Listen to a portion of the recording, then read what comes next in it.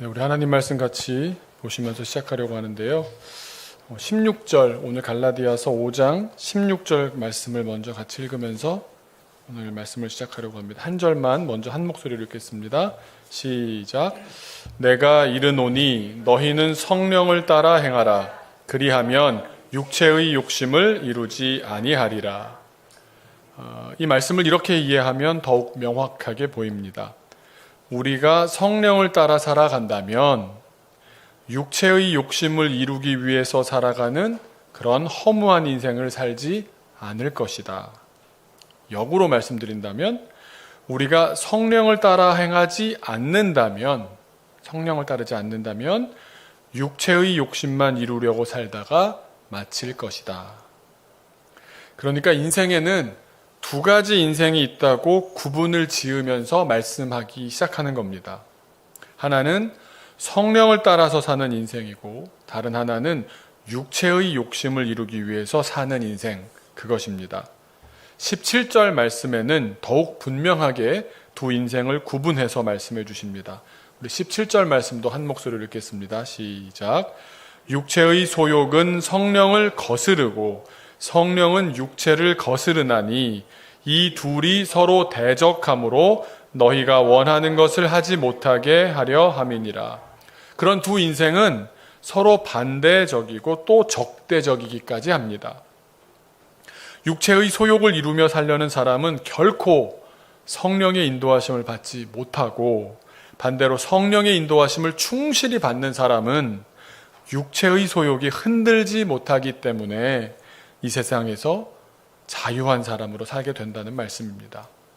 오늘 이 본문에서 중요한 단어 한 가지를 좀 깊이 살펴보면서 말씀을 전하려고 합니다. 우리 16절에서 욕심, 17절에 소욕, 그리고 뒤에 24절에 탐심이라고 번역된 단어는 우리 신약 성경에 쓰여진 헬라어로는 에피디미아라고 합니다. 에피디미아. 영어로는 desire, 갈망입니다. 갈망. 육체에 갈망이 있다는 겁니다. 독일어로는 베기어르데라고 합니다. 기어르데. 저는 독일말로 이해하는 것에서 더 이렇게 확 이해가 잘 됐는데, 기어릿이, 베기어르데라는 말이 중간에 기어라는 말이 있는데요. 이 기어릿이라는 말이 뭐냐면 무언가 헤어나오지 못하고 계속 더 파고 들어가는 모습을 말합니다. 그래서 파생된 단어가 기어릿이라는 말이 앞에 노이, 영어로 new, 새로운이라는 게 들어가서 new, 새로운 것에 대한 기어릿이하다. 그럼 뭐라 그러냐면 새로운 것에서 헤어나오지 못하고 계속 빠져들어간다고 해서 호기심이 많은, 이런 뜻이 됩니다. 그러니까 갈망이라는 말은 무언가에 확 꽂혀서 헤어나오지 못하고 계속 더 깊이 빠져들어가는 겁니다. 그러니까 우리의 육체는 우리를 어떤 대상에 꽂히게 합니다. 그걸 자꾸 생각나게 만듭니다. 헤어나오지 못하게 만듭니다. 더 깊이 빠져들게 합니다. 자, 우리는 그런 갈망이라는 속성을 가지고 있는데, 이 갈망은 나쁜 것입니까? 좋은 것입니까? 죄의 속성입니까? 선한 것입니까? 성경에서는 이 갈망, 에피디미아라는 이 말이 두 가지 경우에 모두 쓰였습니다. 그러니까 우리의 육체도 갈망하지만 성령께서도 갈망하십니다. 먼저 죄악된 인간의 마음이나 죄인이 행하는 것이나 죄인이 원하는 것을 가리킬 때는 어떻게 번역했냐면 똑같은 에피디미아를 욕심이다, 탐심이다, 사욕이다, 정욕이다, 이렇게 번역했습니다. 그런가 하면 같은 단어를 두고 예수님이 주어로 쓰실 때가 있어요. 예수님이 이러셨다라고 쓸 때는 예수님이 갈망하신다라고 썼습니다. 그래서 누가복음 22장 15절을 보시면 예수님께서 제자들과 마지막 식사를 하시지 않습니까? 그 유월절 식사를 너무나 하고 싶으셨습니다. 막 갈망하셨습니다. 그때 뭐라고 썼냐면은 원하고 원하였노라. 누가복음 22장 15절에 보면 내가 유월절 식사를, 마지막 식사를 너희들과 하기를 원하고 원하였노라. 그 갈망을 표현합니다. 또 예수님뿐만 아니라 바울 목사님이 주어가 되어서 사용되었을 때가 있습니다. 데살로니가 교회에게 편지를 썼습니다. 근데 그때 그 함께했던 그리운 성도들의 얼굴이 떠올라서 그 성도들의 얼굴을 너무 보고 싶었다라고 하면서 데살로니가전서 2장 17절에 얼굴 보기를, 여러분들의 얼굴 보기를 열정으로 더욱 힘썼노라, 그렇게 표현합니다. 성경에 나온 말씀 그대로 그렇습니다. 다시 물어보겠습니다. 갈망은 나쁜 것입니까? 좋은 겁니까? 갈망, 내가 무언가를 갈망하는 것은 좋은 것입니까? 나쁜 것입니까? 갈망은 악한 것도 아니고 좋은 것도 아닙니다. 같이 중립적인 겁니다. 문제는 여기 있습니다. 갈망하는데, 나는 그냥 인간이기 때문에 무언가에 갈망하게 되어 있는데, 문제는 나의 육체의 갈망을 따르게 되면 욕심이 되고 소욕이 되고 탐심이 되는 겁니다. 그러나 내 안에 성령께서 갈망하시게 되면 거룩한 열망이 됩니다. 그래서 지금 성경, 우리가 지금 보고 있는 성경 이전의 번역, 개역 성경에서는 육체의 소욕을 따라 행하지 말며 성령의 소욕을 따라 행하라.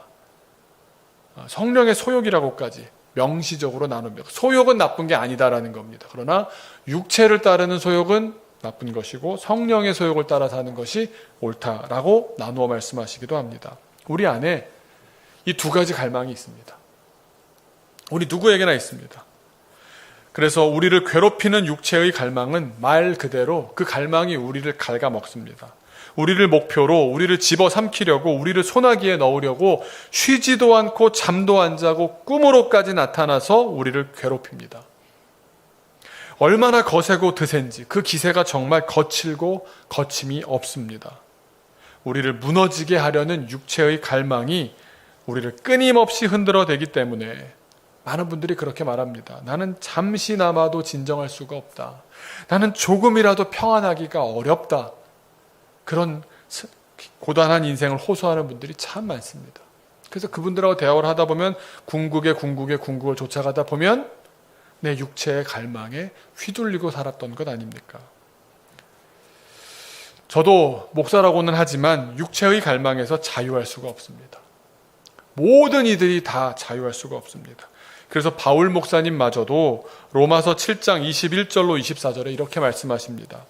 그러므로 내가 한 법을 깨달았노니 곧 선을 행하기 원하는 나에게, 나는 지금 선을 하기 원한, 선한 일을 하고자 하는데 선한 일을 열심히 도모하고 있는데 나에게 악이 함께 있다라는 겁니다.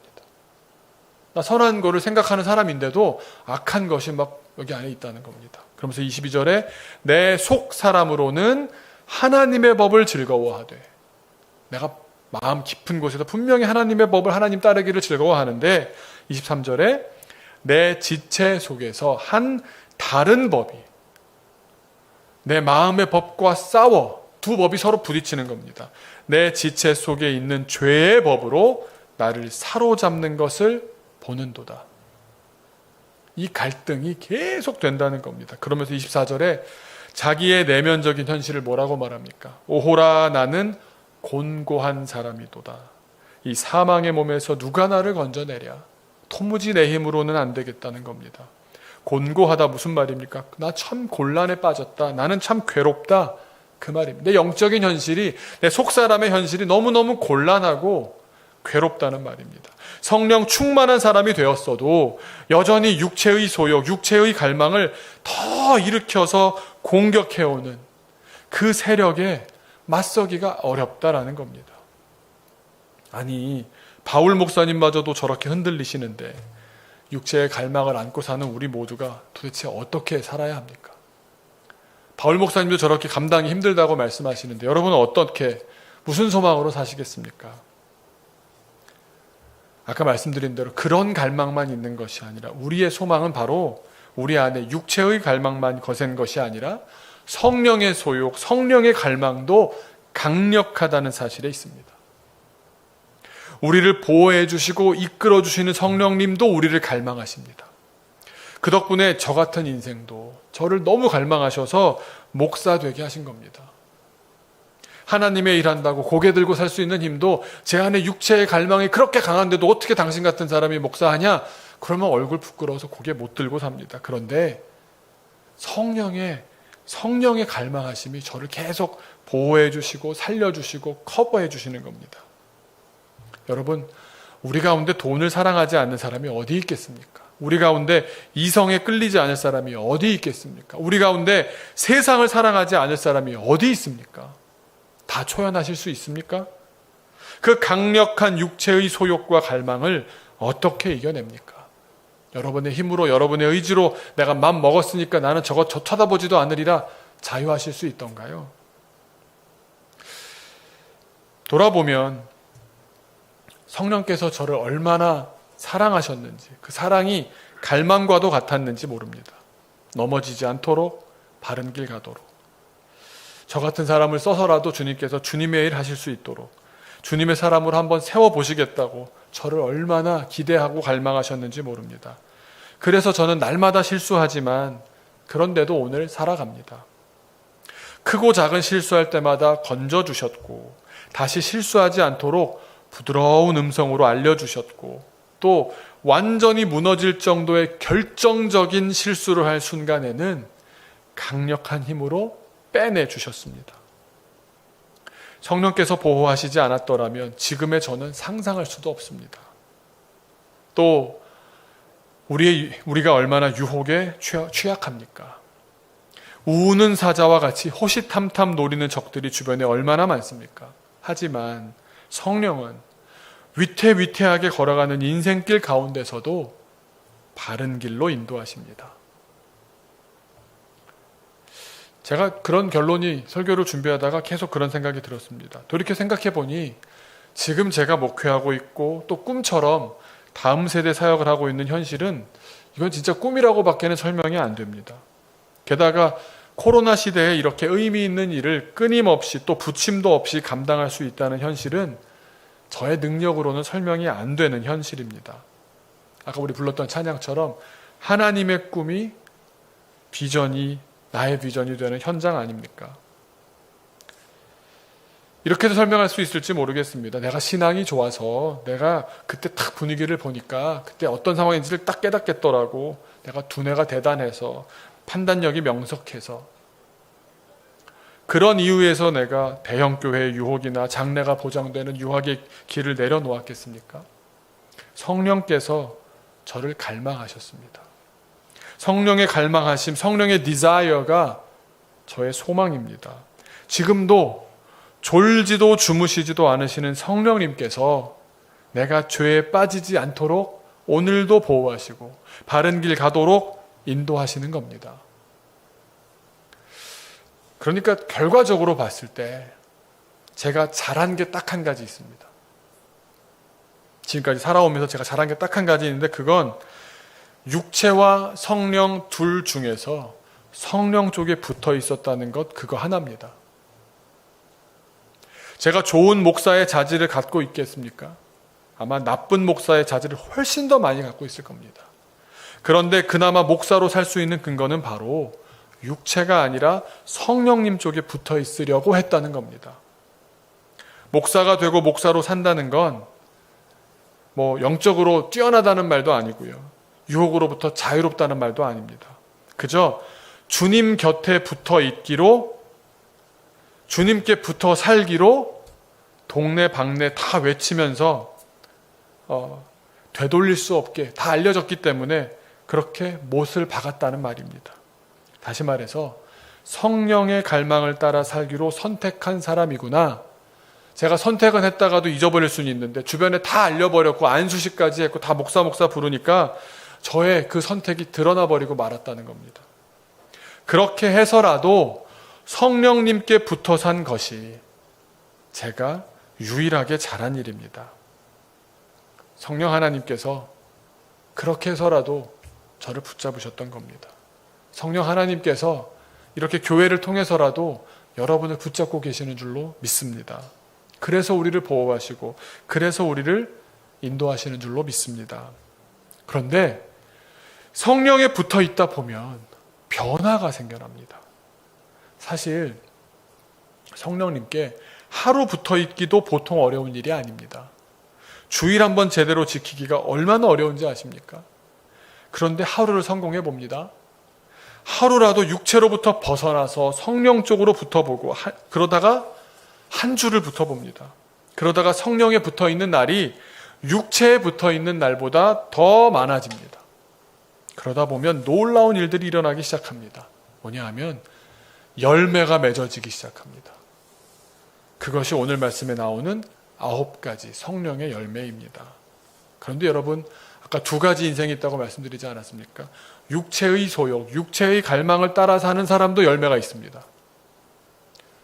그것이 먼저 오늘 19절에서 21절에 나오는데 18절 먼저 한번 읽어보겠습니다. 우리 18절 읽어보겠습니다. 시작. 너희가 만일 성령의 인도하시는 바가 되면 율법 아래에 있지 아니하리라.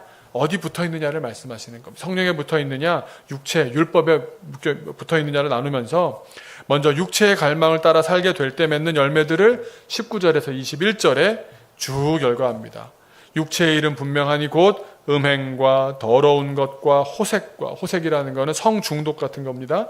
우상숭배와 주술과 원수 맺는 것과 분쟁과 시기와 분냄과 당 짓는 것과 분열함과 이단과 투기와 술 취함과 방탕함과 또 그와 같은 것들이라.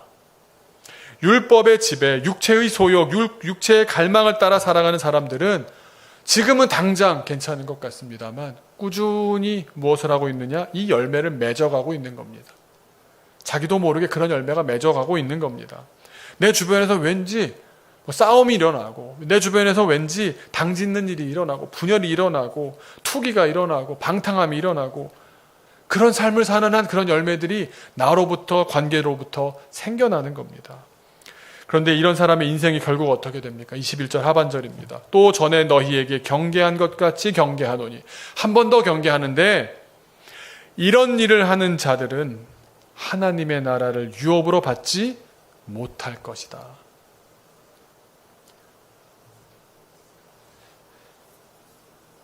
그러나 성령에 붙어 있는 사람들, 성령의 갈망을 따라 사는 사람들은 그 성령의 인도하심을 의지하며 사는 사람들에게는 전혀 다른 열매가 약속되어 있습니다.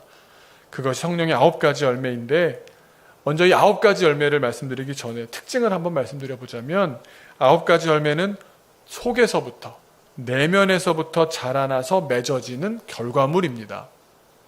그래서 성경을 원문으로 보면 참 재밌는 게 한 가지 있는데, 아까 육체의 열매들에 대해서 얘기할 때는 복수로 쓰여집니다. 그러니까 뭐 이것저것 다양하게 별의별 것들이 다 덜며 붙는 겁니다. 그런데 여기 성령의 열매라고 할 때는 단수로 쓰여져 있습니다. 무슨 말이냐 하면 나무 한 그루에서 맺어지는 한 가지 열매입니다.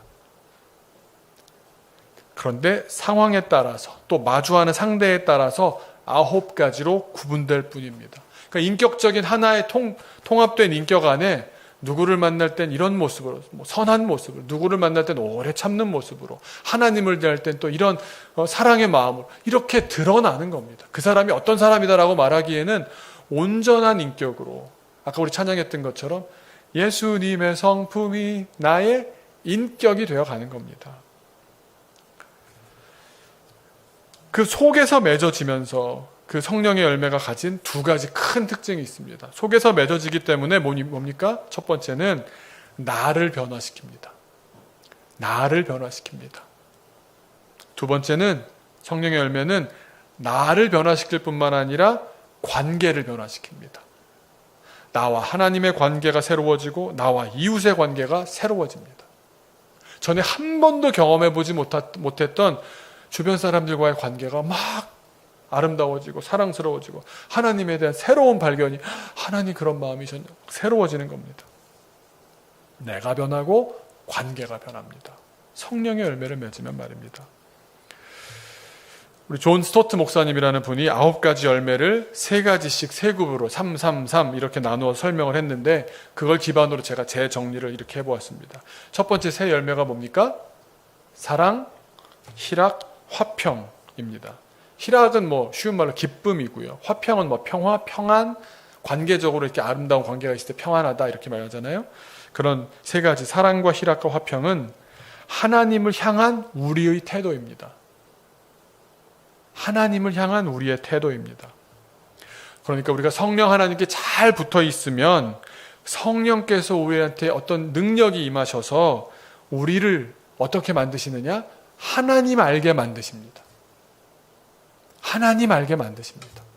우리가 나이가 들다 보면 아버지의 은혜를 알고 아버지의 사랑을 알게 되는 것처럼 우리가 정말 하나님이 나에게 이러시기까지 하셨느냐? 하나님을 알게 됩니다. 그렇게 되면 하나님이 나의 주인이시라는 사실을 인정하지 않을 수가 없게 됩니다.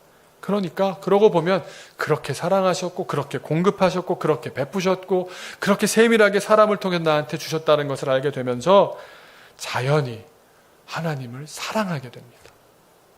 하나님에 대한 새로운 태도가 나오는 겁니다. 그전에는 무서웠는데, 그전에는 하나님께서 저렇게 말씀하면 어떡하시지 막 두려워서 벌벌 떨었는데 이제는 하나님을 사랑하게 됩니다. 마음으로부터 사랑하게 됩니다. 그러니 하나님을 생각만 해도 기뻐하게 됩니다. 희락이 생겨나는 겁니다. 또한 하나님과의 관계는 어떻게 되겠습니까? 평강해집니다. 화평을 누리게 됩니다. 하나님과 올바른 관계를 맺으면서 나도 바뀌고 하나님과의 관계도 바뀌는 겁니다. 두 번째 세 가지 있죠. 오래 참음, 자비, 양선이 있습니다. 이것은 우리가 세상을 살면서 이웃을 대하는 태도입니다. 우리가 성령 하나님께 잘 붙어 있으면 성령께서 나를 대하셨던 그 성품을 따라 나도 살게 됩니다. 그러니 내 인격도 바뀌고 내 인격도 성장하는 겁니다. 하나님께서, 성령 하나님께서 나에게 그러하셨듯 다른 이들을 향해서도 좀 더 오래 참게 되고 자비와 양선, 그러니까 착한 마음으로 넉넉히 받아들이며 이웃을 사랑하고 섬기게 됩니다.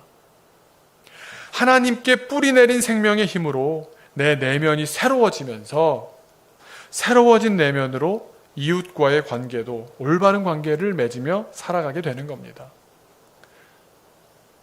여러분, 제가 참 이해할 수 없는 것 중에 한 가지가 성품을 공부하는 게 있더라고요. 요즘은 성품 학교, 그래서 성품 노래도 부르고 성품도 확 배우고 합니다.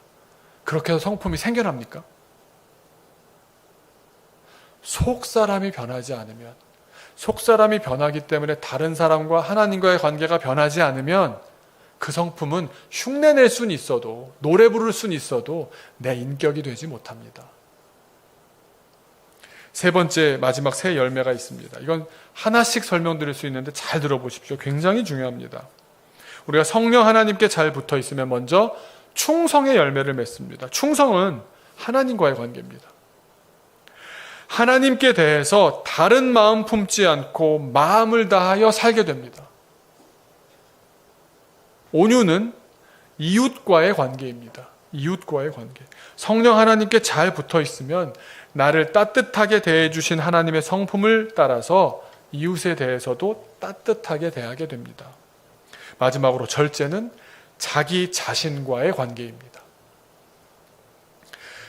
성령의 갈망에 따라 사는 우리가 육체의 갈망이 범접하지 못한, 육체의 갈망이 흔들지 못하는 그런 삶을 살게 되는 겁니다.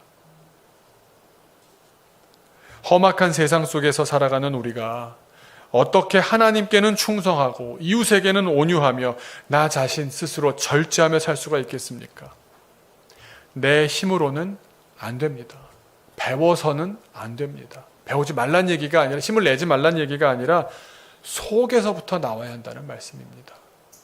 내가 성령 하나님께 뿌리를 박음으로써 성령님께서 보호하시고 인도하심으로 그럴 때에만 맺어지는, 그럴 때에만 풍성하게 수확할 수 있는 성령의 열매가 되는 줄로 믿습니다. 여전히 우리 속에 죄악된 육체의 갈망이 끊임없이 세차게 올라올 겁니다. 예배 잘 드렸다고 해서도 끝나고 나가는 길에도 차 한번 사고 나 보십시오. 입에서 거친 소리가 나가지 않겠습니까? 계속 육체의 갈망이 세차게 올라올 겁니다. 다툼과 육체의 열매를 맺으려는 그런 엄청난 것들이 우리를 준동할 겁니다. 그럼에도 우리가 살아야 되는 방식은 무엇이겠습니까? 우리 모두 성령 하나님께 깊이 뿌리 내리고서 성령의 열매를 맺어가기 위해서 노력하고, 그럴 때 조금이라도 변화해 가면서 생명력 가득한 성령의 열매를 맺어가는 생명의 나무가 되지 않겠습니까? 제가 이 이야기를 나누면서 어떤 좋은 예화가 없을까 하다가 지난 6월에 KBS에서 방영된 다큐멘터리를 하나 찾아보게 되었습니다. 전혀 뜻밖의 이야기를 알게 되었기 때문입니다. 원래 잘 알고 있는, 여러분들 많이 들어보셨을 이야기인데, 이 다큐멘터리의 제목은 흥남철수의 비밀이라는 다큐멘터리였습니다. 여러분 그 노래 잘 아시죠? 눈보라가 휘날리는 바람찬 흥남부두에, 거기서 무슨 일이 있었는지 아시죠? 다 알고 있었는데 전혀 몰랐던 사실이 하나 추가가 되었습니다. 저는 그때 처음 알았거든요. 먼저 한국에서 만들어진 어떤 하나의 다큐멘터리를 혹시 모르시는 분들도 있을 수 있으니까 잠깐 먼저 보시는데 여러분 그 중간에 이 안에 성령의 역사, 성령의 갈망을 따라서 살아낸 한 사람을 찾게 되기를 소망합니다. 한번 먼저 보시겠습니다. 기적의 배 메로디스 빅토리오의 이야기를 아십니까? 6.25 전쟁 당시 20만 명의 피난민이 몰린 흥남부두. 이때 60명 정원의 메로디스 빅토리오는 14,000명의 피난민을 싣고 3일간의 항해 끝에 이들을 거제도 장승포 항에 도착시켰다고 합니다. 무슨 일이 있었기에 메로디스 빅토리오는 정원의 230배가 넘는 승객을 태우고 항해를 시작한 걸까요? 6.25 전쟁 당시 인천 상륙작전에 성공한 유엔군과 한국군은 파죽지세로 북진해 나가다가 12월 1일 중공군의 인해 전술에 밀려 흥남에서 후퇴를 결정하게 됩니다. 이 소식에 굶주린 20만 명의 북한 주민들도 남쪽으로 가기 위해 흥남부두로 몰리게 되는데요. 그러나 전쟁의 승리를 중요시했던 미 제10군단장 에드워드 알몬드는 민간인의 탑승을 거부했습니다. 이에 김백일 장군과 현봉학 고문은 군대 편의를 이유로 피난민을 버릴 수 없다며 알몬드 장군을 끝까지 설득했고, 이들의 민족 사랑에 감동을 받은 알몬드 장군은 20만 명이 넘는 피난민들의 수송작전, 흥남 철수작전을 개시하게 됩니다. 당시 피난민의 철수를 위해 동원된 군함과 민간 선박은 총 193척. 그 중에 한 척이었던 60명 정원의 화물선 메로디스 빅토리오는 25만 톤의 군수물자를 모두 버리고 피난민들을 태우기 시작했습니다. 16시간의 긴 탑승 끝에 14,000명을 태운 배는 3일간의 목숨을 건 항해 끝에 단 한 명의 희생자도 없이 배에 탑승했던 임산부들이 낳은 5명의 신생아를 포함해 14,005명의 탑승객을 무사히 거제도 항에 내려주었습니다. 나라와 민족을 위해 노력했던 수많은 영웅들에 의해 만들어진 기적. 메로디스 빅토리오 이야기였습니다. 제가 나누고자 하는 분들이 저분들이 아닙니다. 말씀드린 대로 가장 많은 메로디스 빅토리오에서 가장 많은, 여러 다른 배도 있었지만 14,000명을 태웠던 배의 선장인 이야기입니다. 라루라고 하는 선장인데, 그날 봤던 제가 다큐멘터리에 2편으로 된 다큐멘터리의 2부의 제목이 라루 선장의 마지막 항해였습니다. 여기서는 이 사람이 별로 대단한 역할을 하지 않은 것 같지만, 이분은 군수 물자를 화물로 운반하는 화물선주였습니다. 화물선장. 그러니까 그 화물에 대한 나중에 어떤 일이 벌어질지를 모르는 상황이었는데 결정을 한 겁니다. 다른 배들은 군대에 의해서 군 선박이었기 때문에 따라야 되는 경우도 있었겠지만, 이 배는 군에 직접 소속된 게 아니었기 때문에 안 싣고 가면 그만이었습니다. 근데 이 사람이 다 내리게 하고 다 태운 겁니다. 이분이 하신 겁니다. 그런데 이상하게도 그 이후에 나오는 많은 이야기들, 국제시장에서도 그렇고 이분의 역할이 별로 조명이 안 되어 있었던 겁니다. 왜 그랬는지, 이분은 왜 말이 없었고 이분에 대한 기록은 찾을 수가 없었고, 그 이유가 밝혀졌습니다. 이 항해를 마치고 나서 이 라루 선장이 하나님께 인생을 통째로 바쳤습니다.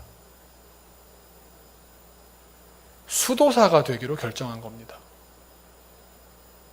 1954년, 그러니까 전쟁이 끝나자마자 바로 1954년에 그때부터 세상을 떠난 2001년까지 이분의 삶이 어땠느냐를 이렇게 한 줄로 완전히 설명할 수가 있습니다.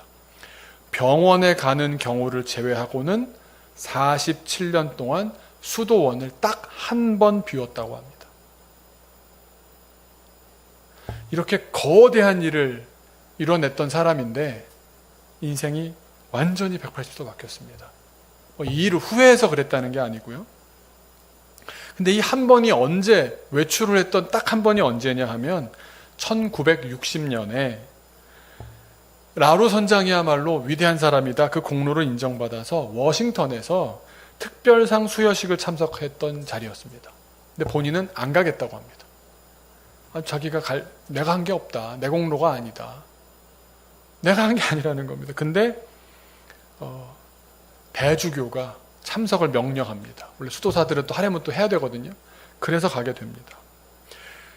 세상은 그를 높이고 훈장을 주고 그 때문에 살아난 14,005명의 사람들이 떠받들기도 얼마나 했겠습니까? 아마 결혼해서 자녀가 있으면서 우리 아버지가 그 사람이다 그러면 여러분 영화 국제시장에서 다들 잘 살게 되지 않았습니까? 보면 얼마나 잘 떠받들었겠습니까? 그런데 수도원 밖으로 나가길 원치 않았고 수도원 원장님이었던 대주교께서 지시를 했을 때야 시상식에 참여하게 된 겁니다. 그런데 그때 그 라루 선장, 라루 수도사가 남긴 연설문이 있습니다. 그 일부분을 잠깐 제가 읽어드리도록 하겠습니다. 선원들이 바다에 나가면서 배우는 첫 번째 격언은 항시 다른 사람에게 그가 혼자 행할 수 없는 일을 할 때 도와주라는 것입니다.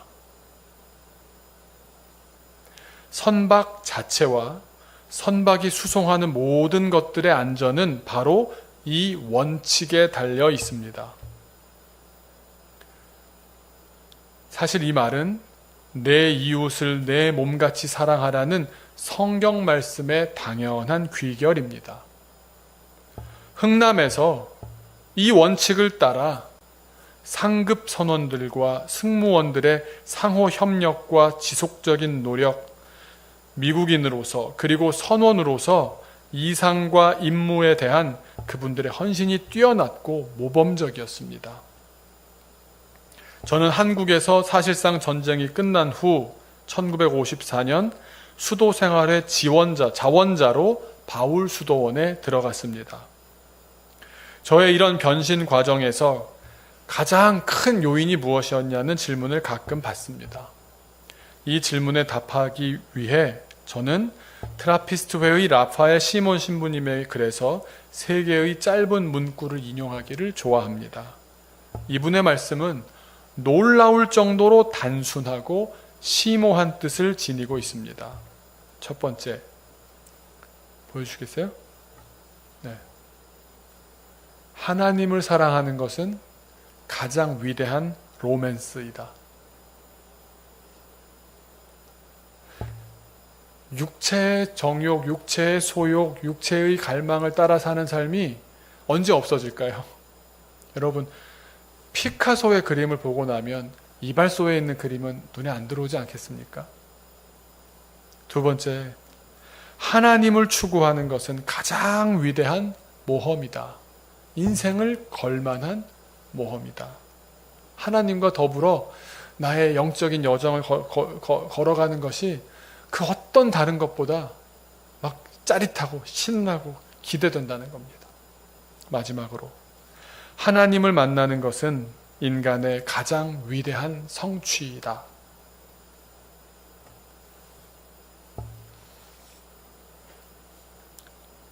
여러분, 뭐 아시겠습니까? 저는 이 이야기를 찾아보면서 이렇게밖에 설명이 안 되더라고요. 성령의 인도하심을 따랐던 결과라고 밖에는, 미국이니까 교육을 잘 받아서 그랬어, 이 사람이 무슨 그런 결정적인 요인이 있었을 거야, 뭐가 책 잡힌 게 있었던 거 아니야, 상급의 명령이었으니까 그렇게 했지가 아니었습니다. 이 일을 한 뒤에 그는 하나님을 더 깊이 사랑하기로 선택했던 겁니다. 성령 하나님께 붙어서 살고 성령 하나님의 인도하심을 따라 살고 그러는 가운데 여러분 이 구조 기록은요 기네스북에 실려 있습니다. 역대 최고의 구조 사건으로 실릴 정도의 풍성한 성령의 열매를 맺는 것 아니겠습니까? 우리가 성령 하나님께 잘 붙어 살기를 소망합니다. 우리 시간 잠깐 기도하는데 여러분 이렇게 기도했으면 좋겠습니다. 지금 당장은 육체의 갈망을 따라 사는지 성령의 소망을 따라 사는지 드러나지 않을 겁니다. 그런데 우리의 시간이 많이 지나고 나면 주변에서 열매가 하나씩 둘씩 맺혀질 겁니다. 우리의 자녀의 성품을 통해서도 보여지게 될 수도 있고요. 내 주변의 사람과 왠지 뭔가 싸우고 뭐가 다툼이 일어나고 계속해서 방탕하고 여러분 우리가 지금 성령에 붙어 있습니까? 우리가 지금 육체에 붙어 있습니까? 성령이 나에게 갈망하시는 대로 내가 순종하며 따르고 있습니까? 아니면 육체의 갈망을 따라서 내가 더 욕심을 부리며 그런 데에 마음을 두고 있습니까? 전혀 다른 열매를 맺을 줄로 믿습니다. 주님께 소망을 두고 살게 하여 주옵소서. 성령께서 인도하시는데 내가 순종하고 나를 맡기게 하여 주옵소서. 우리 잠시 기도하겠습니다. 아버지 하나님